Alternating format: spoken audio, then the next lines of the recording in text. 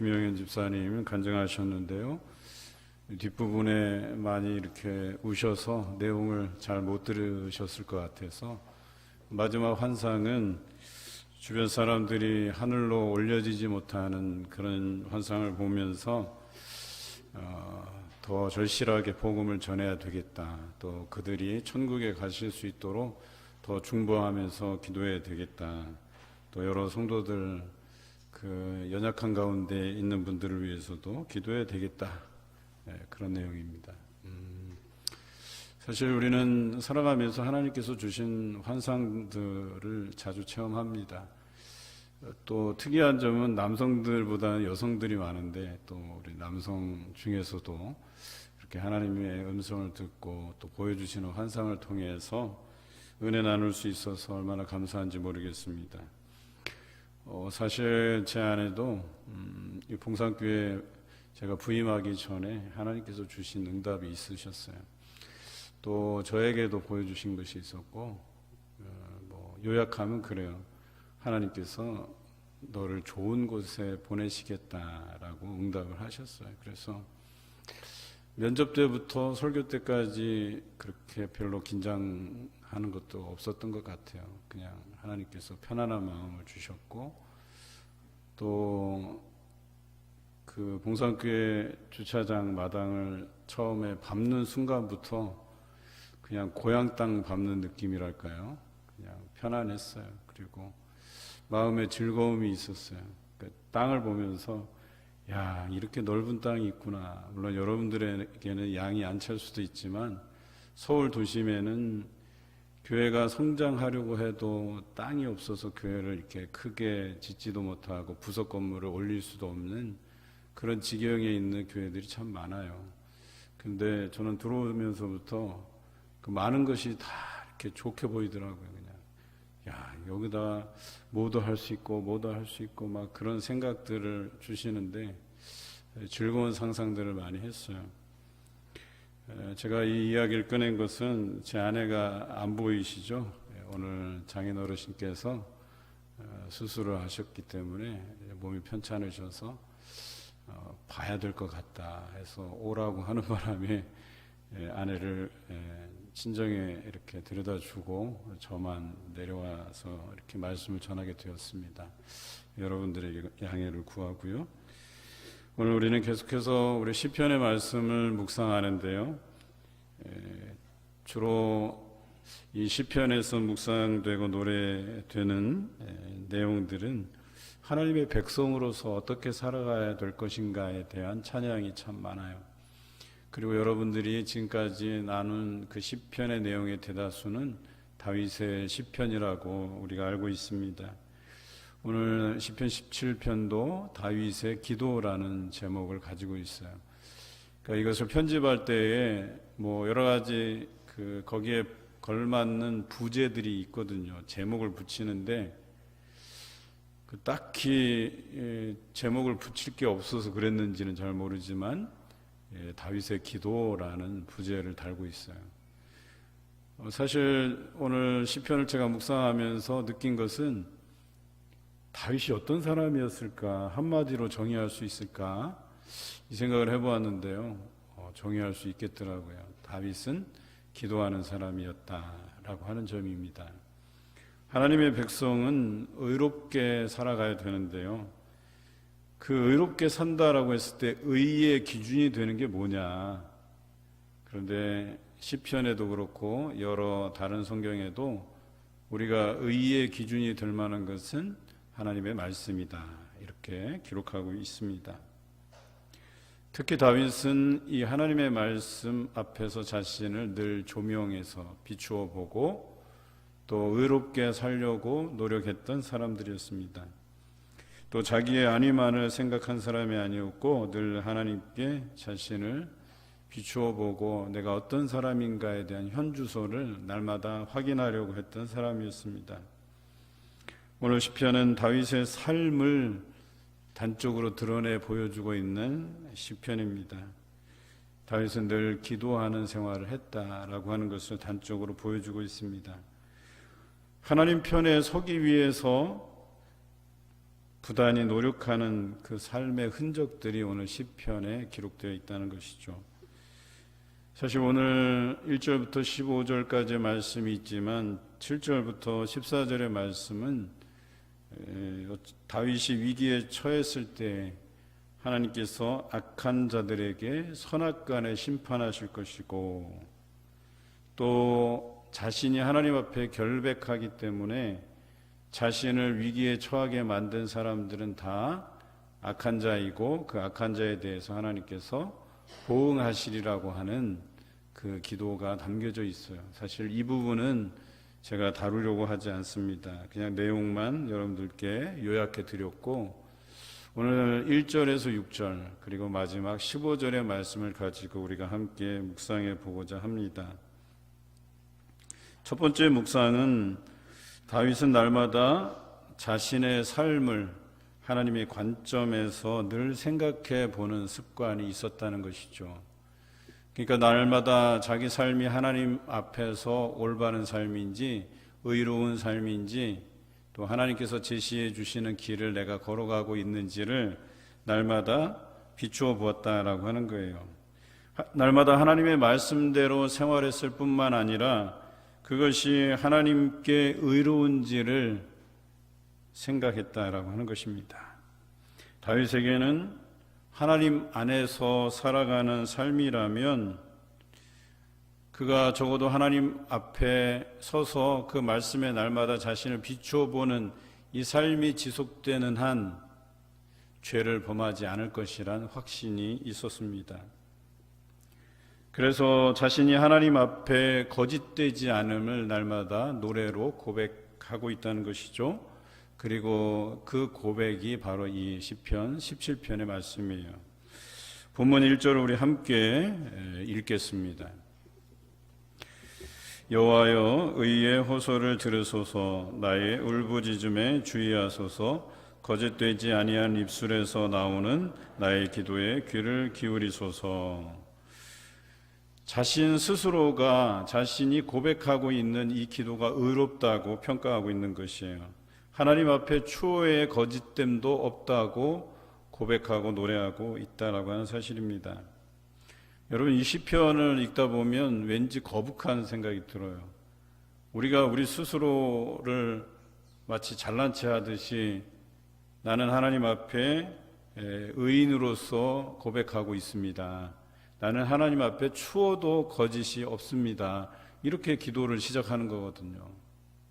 만약에 옆에 분들이 소리 내어서 이런 식의 기도를 드리고 있으면 여러분들 기분이 어떻겠어요?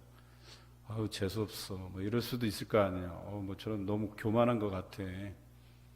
그래요. 그런 기분이 드는 게 사실이에요. 저도 처음에 당황스러웠어요.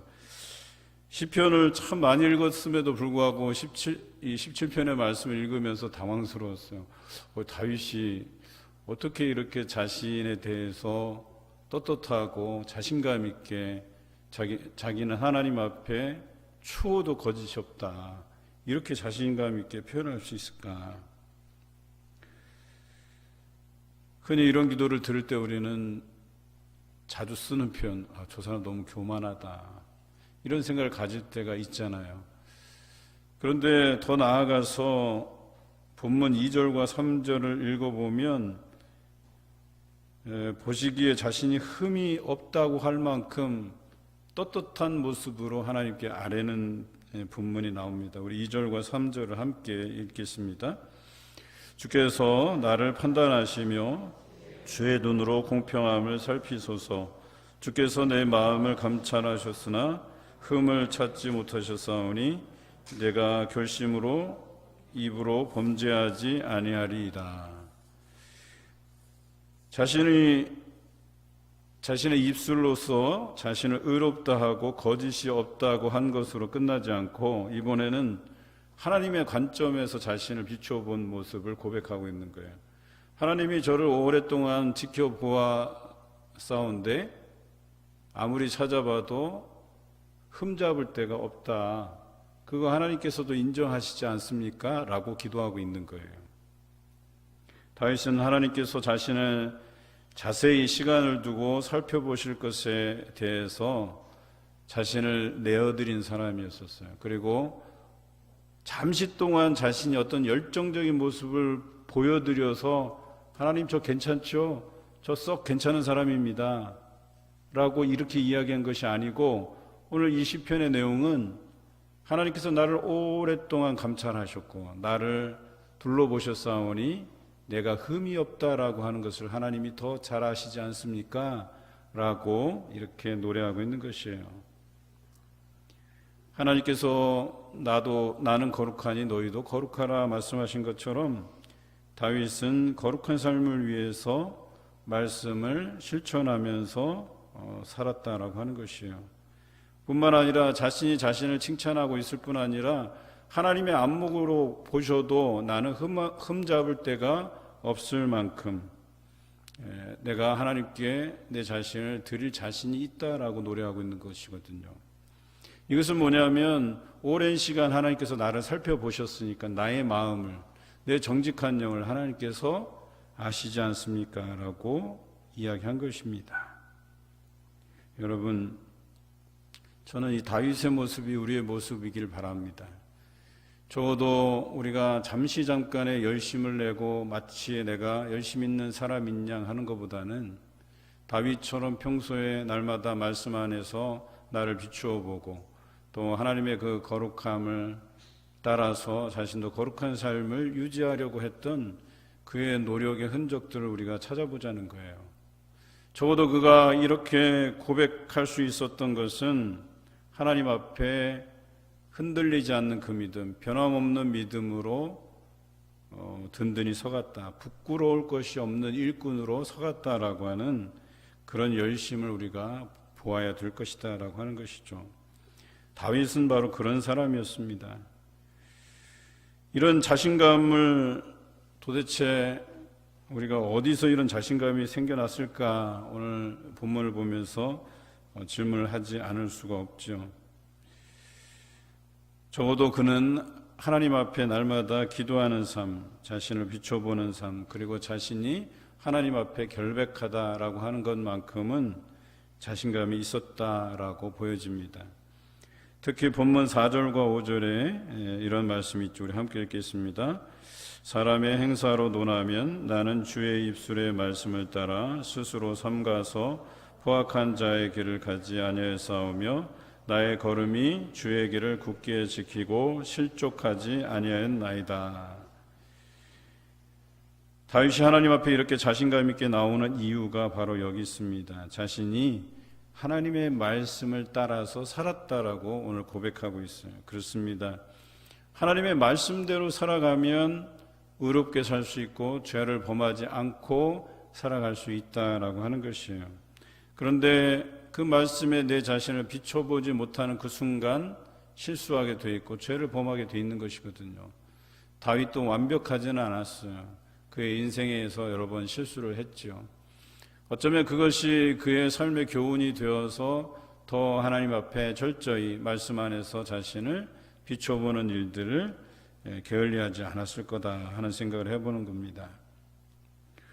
또 자신의 인생길은 오직 하나님께서 걷게 하신 길만 굳게 따르겠다고 고백하고 있는 것입니다.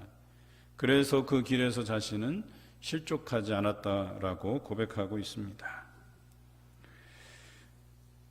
다윗의 이 고백을 물론 우리가 생각하기에는 교만하다 이렇게 평가할 수도 있겠지만 다윗의 이런 고백을 하나님께서 받으셨다라는 전제하에서 보면 우리도 하나님의 말씀대로 살아간다고 하면 흔들리지 않고 오직 하나님께서 우리에게 제시해 주시는 그 길만 간다고 한다면 다윗같이 죄를 짓지 않고 의롭게 하나님 앞에 서갈 수 있다라고 하는 결론에 이르게 돼요. 저는 이 시를 높이 평가합니다. 어찌 보면 다윗이 그러한 삶을 날마다 노력하고 장시간 동안, 오랜 세월 동안 이런 삶을 살았다라고 여겨져요. 그런데 우리의 모습은 어떠합니까? 이런 오랜 세월들 동안 물론 실수도 할 수 있어요. 하지만 이 오랜 시간들 동안 하나님만을 의지하면서 하나님 앞에 가까이 나갈 수 있느냐, 이것이 관건이에요. 한번 되돌아보세요. 여러분들이 신앙의 연수를 한번 계산해 보시고 내가 하나님 앞에 날마다 나를 말씀 안에 비추어 보고 살았던 세월이 얼마나 됐는가. 정말 그 시간들이 다윗처럼 이렇게 고백할 만한 인생을 사셨는가 한번 생각해 보시기 바랍니다. 그동안 우리는 죄 가운데 빠질 수밖에 없는 연약한 존재라는 건 맞지만 그 연약한 존재라고 하는 이것이 우리 삶에서 핑계가 되고 적절히 죄와 타협하고 살지는 않았는지를 한번 묵상해 보자라고 얘기하는 겁니다. 나는 죄를 지을 수밖에 없어. 그래서 이 정도는 하나님께서 이해해 주실 거야 라고 생각하면서 우리는 살아오지 않았는지, 정말 치열하게 다윗처럼 그 말씀 앞에 자신을 비춰보는 그 일상을 날마다 살아감으로 인해서 그가 적어도 하나님 앞에 떳떳하고 의롭다고 흠이 없을 것이라고 고백하고 노래할 수 있는 수준까지는 아니어도, 날마다는 아니어도 그래도 내가 최선을 다했노라고 우리가 하나님께 고백드릴 수 있는 인생은 되어야 되지 않겠습니까?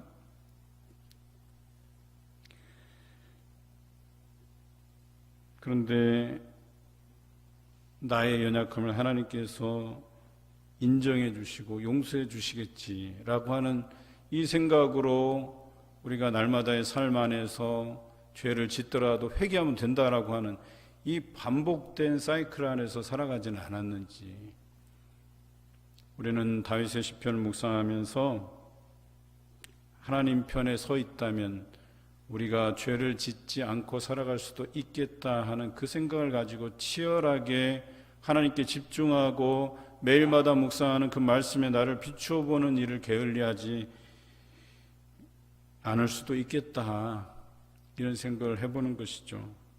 다윗은 그런 삶을 살았다라고 하는 것입니다. 그렇게 치열하게 살았는데도 불구하고 다윗의 인생 안에서 치명적인 실수들을 여러 번 했었어요. 그렇게 살았음에도 불구하고.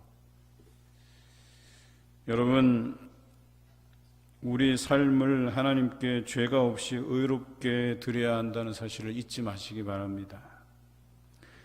여러분, 죄의 대가는 굉장히 혹독한 것이에요. 그냥 모든 것이 다 용서되리라고 생각하고 어느 때까지 하나님께서 참으시는지를 시험하지 마시기 바라요. 죄의 대가는 반드시 치르게 돼 있습니다. 또 그것이 쌓이고 쌓여서 우리가 천국에 들어가지 못할 수도 있는 거예요. 우리는 영화의 과정을 밟기 위해서, 즉 영화로움을 우리 목표로 삼고 달려가기 위해서 성화의 과정을 우리가 거치잖아요. 여기에서 말씀 없이, 기도 없이는 불가능한 삶이에요. 우리가 거룩해지기 위해서 날마다 이런 삶을 살지 않으면 안 된다라고 하는 것이죠. 기도하지 않으면 우리는 죄에 노출될 수밖에 없는 삶을 살아가게 돼 있어요. 잠시라도 우리는 사탄에게 우리의 삶을 내어주지 말아야 하는 것입니다. 그래서 스스로에게 만족해서는 안 돼요. 우리 스스로가 나는 그래도 썩 괜찮은 사람이야, 나는 썩 괜찮은 신앙이냐 라고 생각하지 마시고, 다윗처럼 내가 보아도 썩 괜찮은 사람인데 하나님 보시기에도 나는 흠없는 자로다 라고 고백드릴 수 있는 데까지 우리 자신들을 검증의 그 무대로 올려놓아야 된다라고 하는 거예요. 오랜 시간들 동안 하나님 앞에 나는 어떤 사람인지, 정말 괜찮은 사람인지, 나는 신앙이 괜찮은 사람인지, 나는 하나님께 대한 그 사랑의 마음이 변치 않고 오직 하나님만 바라보고 살아가는 사람인지를 우리가 정확히 우리 자신을 하나님 앞에 검증해 보자라고 하는 거예요. 여러분, 우리가 항저지 선거를 앞두고 있는데요, 그 될 만한 후보들 여러분들이 생각하고 기도하시잖아요. 그분들만 검증하려 하지 마시고요, 과연 나는 그런 일꾼을 뽑을 만한 검증된 사람인가를 한번 찾아보시자는 거예요. 적어도 나도 하나님 앞에 열심히 기도하는 일꾼으로서 내가 보기에 정말 기도에 열심을 내고 하나님만 바라보고 나아갈 만한 그 일꾼들을 선출하고 있는지를 생각해 보자는 거예요. 나는 그 기도하는 일꾼도 아닌데, 나는 깜도 아니고 기도의 일꾼도 아닌데 기도의 일꾼들을 뽑아내야 된다? 그러면 여러분들이 보는 안목이야 뻔하죠.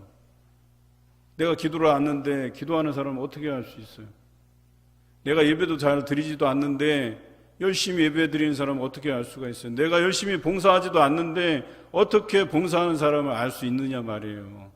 그러다 보니까 나랑 친한 사람, 나한테 전화 걸어주는 사람, 관심 가져주는 사람, 뭐 이런 사람들한테 표를 던질 생각이십니까? 여러분, 그래서 우리가 특별 새벽 기도회를 하는 것 아니겠어요? 우리가 두 번째로 나누겠지만 다윗은요, 적어도 기도하면서 내가 그 기도의 응답을 받을 만한 사람인가를 날마다 말씀에 비추어 보았던 사람이에요. 그래서 그가 내린 결론은 의인의 간구는 하나님께서 반드시 들어 응답하신다라는 결론에 이르게 된 거예요. 그래서 자신이 기도할 때 하나님께서 응답해 주시려는 이 확신을 가지고 있었던 사람이에요.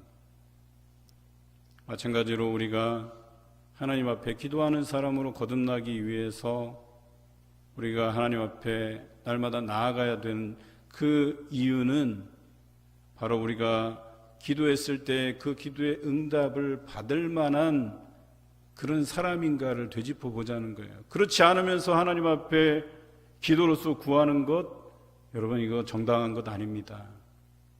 예를 들어서 공부 못하는 사람이 기도로 공부 성적 잘 나오게 기도하는 거, 이거 마땅한 건가요? 이거 합리적인 거 아니잖아요. 또 신앙적으로도 정당한 거 아니잖아요. 뭔가 열심을 내고서라도 하나님 앞에 기도해야 될 거 아니에요. 그럴 바에야 그냥 로또나 당첨되게 해달라고 하죠. 그냥 어쩌다 되겠지. 기도라는 거 그런 게 아니에요. 내가 기도할 만한 그런 상황이 돼 있는지, 내가 하나님 앞에 그런 사람인지를 한번 비추어 보자라고 이야기하는 겁니다. 다윗은 적당히 타협하지 않았어요. 이 정도면 괜찮겠지라고 생각하지 않았어요. 하나님 앞에 날마다 자신을 내어드리고 검증대에 올려서 하나님 저 어떻습니까? 지금 잘 살아가고 있습니까? 하나님의 뜻대로 지금 가고 있나요? 날마다 물었던 사람이다라고 하는 것입니다. 여러분, 사순절 말씀 묵상을 우리가 경험을 했는데요. 어떠셨어요? 여러분들이 피드백을 해주셨는데 말씀을 매일 묵상하다 보니까 그렇게 사라지더라는 거예요. 또 거룩한 부담감이 생기더라는 거예요. 그 말씀 안에서 내가 노출된 죄에 대한 부분들이 드러나기 시작하니까 도저히 그렇게 더 이상 살 수가 없는 생각이 들더라는 거예요. 그래서 날마다 하나님께 더 가까이 나아가기를 힘쓰는 삶을 살게 되더라는 거예요. 그런데 물론 글을 올리신 분들은 한 4-5분밖에 안 되지만 또 글은 올리지 않고 집에서 매일 묵상하신 분들이 꽤 되시더라고요. 또 아시다시피 마태복음을 필사하면서 열심히 또 참여하신 분들도 계시더라고요. 여러분 어떠셨어요? 말씀을 대하는 순간순간이 어때요? 그 말씀의 중압감, 부담감, 거룩한 부담감으로 인해서 그렇게 살아야 될 것 같은 생각이 들잖아요. 그리고 그렇게 살아내기를 힘쓰잖아요. 그러다 보면 점차 죄의 삶에서 멀어지게 되는 것이죠. 날마다 하나님 편에 서고 말씀에 자신의 모습을 비추어 보아서 죄에서 자유할 수 있는 삶을 살아가시는 성도가 되시기를 주님의 이름으로 기원합니다. 두 번째 묵상은 다윗이 자신이 기도할 때 하나님께서 반드시 응답하시리라고 노래하고 있는 장면입니다. 본문 6절 함께 읽겠습니다. 하나님이여 내게 응답하시겠으므로 내가 불러싸오니 내게 귀를 기울여 내 말을 들으소서.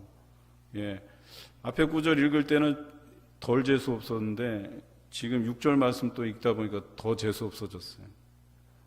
어떻게 이렇게 기도할 수 있을까? 하나님 이 기도에 응답해 주옵소서, 이 수준이 아니에요.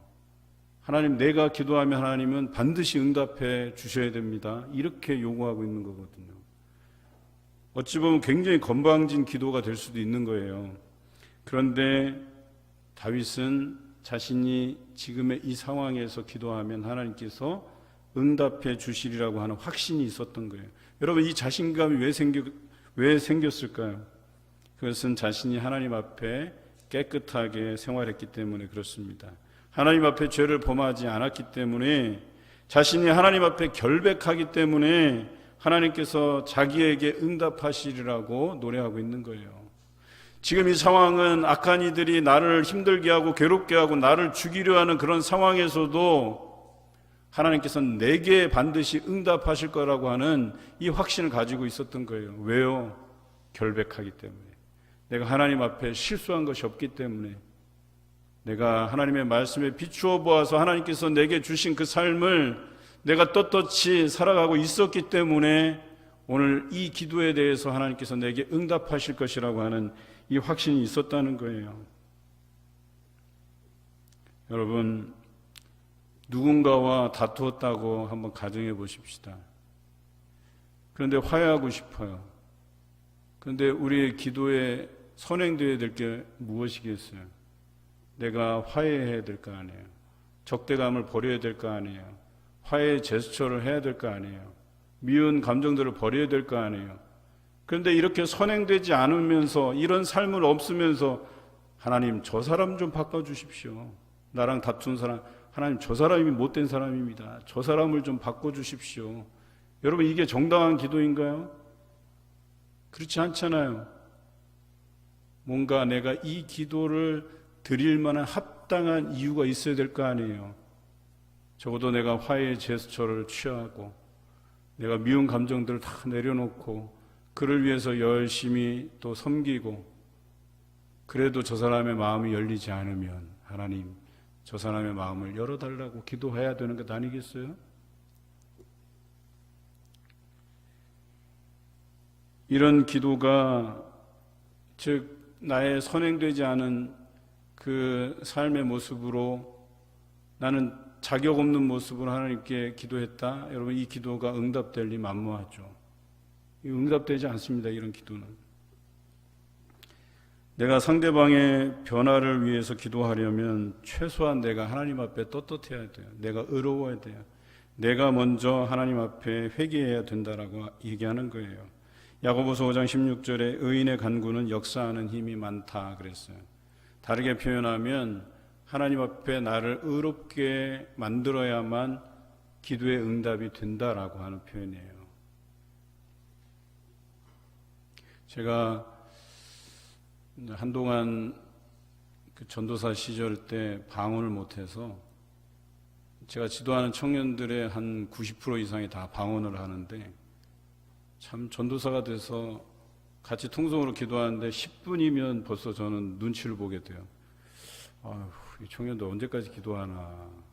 이 친구들은 1시간 넘게 기도하는데 저는 10분 딱 기도하면 거리가 떨어져 갖고 눈치만 보게 되는 거예요. 그래서 하나님 앞에 저도 방언 좀 주세요. 그런데 제 주제를 생각을 못하는 거예요. 그저 전도사의 체면 때문에 청년들 방언하니까 나도 좀 방언을 했으면 좋겠다. 그런 기도가 응답될 리가 없죠. 그리고 일주일 동안 다시 금식하면서 다시 되돌아 봤어요.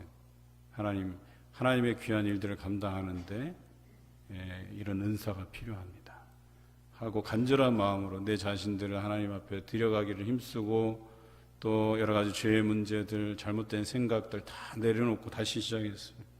그러니까 주시는 거예요. 그러니까 응답해 주시는 거예요. 응답되는 기도는요, 내 자신이 하나님 앞에 비추어 보아서 내가 그 기도에 응답받을 만한가를 가늠해 보시라는 거예요. 그거 없이는 어려워요. 여러분, 정상적인 기도는 바로 이런 것이 정상적인 기도예요. 만약에 우리가 기도하면서 우리 자신이 부끄러우면 안 돼요. 아, 내가 이거 응답 받을 만한 자격이 있나? 이 생각이 들면 안 된다는 거예요. 제가 용돈이 필요할 때마다 우리 부모님을 속인 적이 있어요. 창고소 산다고. 사기는 사요. 근데 5천 원짜리면 한 10,000원짜리라고 이제 속이고, 그리고 5천 원어치 용돈 쓰고. 그때 부모님은 모를 리가 없지요. 용돈을 주시면서 그러는 거예요. 너 꼭 이거 창고소만 사야 돼. 라고 했을 때 제가 어떻게 했겠어요? 받으면서도 찜찜한 거야. 왜? 솔직하지 않으니까. 내가 이것을 받을 만한 자격이 없으니까. 여러분, 응답될 수도 있어요. 그런데 응답돼도 찜찜한 거예요. 내가 이것을 받을 만한 자격이 있는가를 논하게 되면 부끄러운 거예요, 한없이. 적어도 우리는 양심의 가책이 없이 기도해야 될 것입니다. 그래야 응답받는 기도가 되고 또 하나님 앞에 결백할 수 있기 때문에 그렇다라고 하는 것이죠. 이번 항준직 선거를 통해서 여러분 떳떳하게 선거하시기 바라요. 열심히 기도하고 기도한 만큼 좋은 기도 일꾼들, 또 봉사하는 만큼 또 봉사하는 일꾼들, 내가 열심히 예배에 참여하는 만큼 예배에 참여하는 일꾼들을 선출하시기 바라요. 그런 자격도 없이 부끄럽게 투표하면 나중에 불만만 생겨요. 불평만 늘어나요. 아름다운 선거가 되지 못해요. 그런데 후회 없는 선거를 위해서는 기도하고 예배드리고 말씀 묵상하고 열심히 봉사하는 가운데 선거에 임하시길 바라요.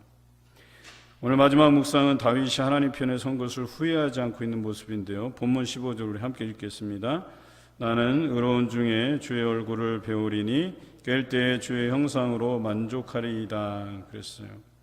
자신의 삶에서 어려움이 있더라도 하나님에 대한 그 신뢰를 저버리지 않겠다라는 고백입니다. 자신이 의로운 중에 주의 얼굴을 보는 것만으로도 자기는 만족하겠다라는 고백이에요. 그가 깰 때에 주의 형상을 뵌다고 해도 후회하지 않겠다는 고백이에요. 여러분, 깰 때에 주의 형상을 본다는 것은 죽었다는 거예요. 내가 죽어도. 이런 표현이에요. 살아서 주의 얼굴을 볼 수가 없으니까 내가 죽어서 깰 때에 주의 형상을 보는 것만으로도 만족하겠다. 이게 뭐예요? 내가 죽어도 후회하지 않겠다는 거예요. 내가 하나님께 내 자신을 온전히 내어 맡기고 말씀 안에서 살아가는 그 삶을 내가 결코 후회하지 않겠다는 이 고백이 다윗의 시편에 담겨져 있다라고 하는 것이죠. 여러분, 우리 신앙의 마지막 고백이 바로 이와 같아야 된다라고 하는 것입니다. 내가 죽더라도 그 신앙 변치 않겠다는 고백이 있어야 됩니다. 에스더가 자기 백성을 구하기 위해서 의로운 길을 선택하고 죽으면 죽으리라고 고백한 것처럼, 또 고난 중에서 조금도 하나님께 불평하지 않고 인내한 욥처럼, 포로로 잡혀가도 예루살렘 성전을 향해 열린 창문 아래에서 하루 3번씩 기도했던 다니엘처럼, 애굽의 노예로 팔려갔어도 형들을 원망하지 않고 그들을 구원하실 하나님의 섭리를 믿고 인내한 요셉처럼 우리의 신앙이 오직 하나님만 바라보아야 할 것입니다. 여러분, 죽어도 좋으니 하나님을 떠나는 일을 하지 않겠다는 이 선언을 다윗이 고백하고 있는 것이에요. 하나님 안에 거하면 죄에서 떠날 수 있고 남을 정죄할 이유도 없고 기도할 때 응답받는 기도가 되고 하나님 안에 거하면 죽어도 좋다는 이 고백을 드릴 수 있는 것이에요. 여러분 모두가 죽는 날까지 하나님을 떠나 살지 마시고 늘 하나님 안에 거하시는 여러분 되시기를 주님의 이름으로 기원합니다.